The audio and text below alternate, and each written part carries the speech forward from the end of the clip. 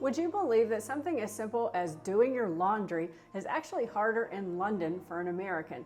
Hey everyone, welcome back to the Sunny News, which is devoted to showing you behind the scenes of London's food, life, events, and culture. If you're new to the channel, I'm Sunny, and I'm an American who's been living in London for about 9 years, and I'm very proud that this year I got my UK citizenship. Now, if you're watching videos similar to this from people who have been here like a year or two, I would venture to say that what they're talking about is actually culture shock.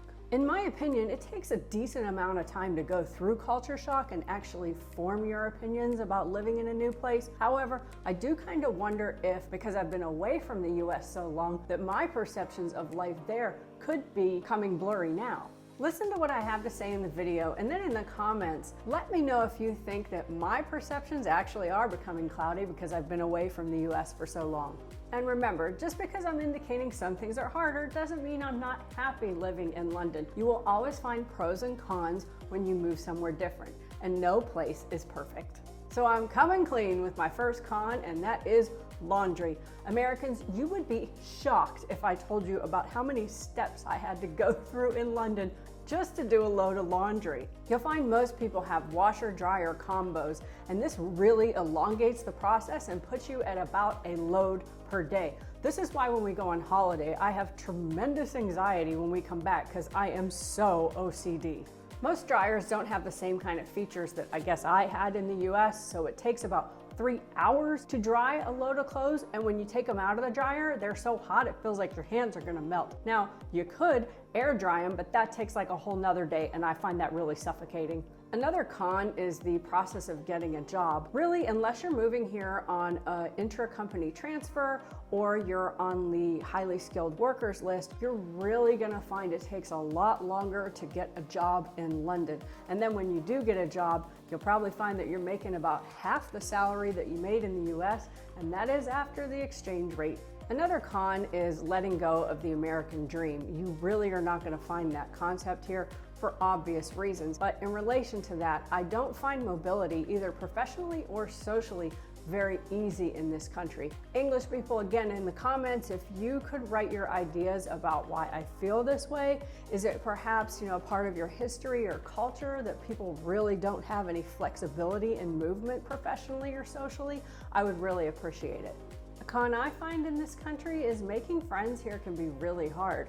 I've been lucky that in the blogger and YouTuber community, I've met a lot of people who are very receptive. But if you go into any of the American Expat Facebook groups, you'll find a lot of people inquiring about what strategies other people have about meeting their neighbors and communicating with their neighbors. It sounds really stupid. You would think people are just neighborly everywhere. But English people, I don't know if it's you're very reserved, because I know you're very curious about people, but it seems like it's a little bit tougher to get to know your neighbors in this country.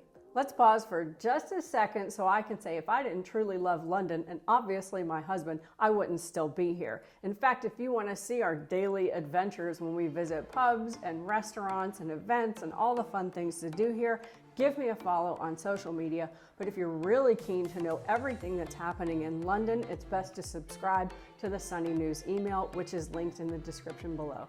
Now, your ability to check your email all the time and see things on social media depends on your ability to have Wi-Fi. And if you've just recently moved to London, you will understand why I am now listing that as a con. It takes forever here to get Wi-Fi installed at a new location. This could be like 1 to 2 weeks you might wait to have Wi-Fi. So my suggestion is, if you're gonna move here, boost that data plan before you come. You might also want to boost all your allergy prescriptions, which brings me to the next con, and that is hay fever season. Until I moved to London, I never experienced seasonal allergies. Here it is out of control, starting in April and lasting until like September. So watch out for hay fever season in London. It's definitely a con. This leads me to mention the amount of dust I find in my house in London. In comparison to what I would find in the US, in 1 week here, it equals like 2 to 3 weeks of what I would find in my house in the US. So British people, I'm curious, is that because you don't have screens in your windows here? Because this is making me crazy.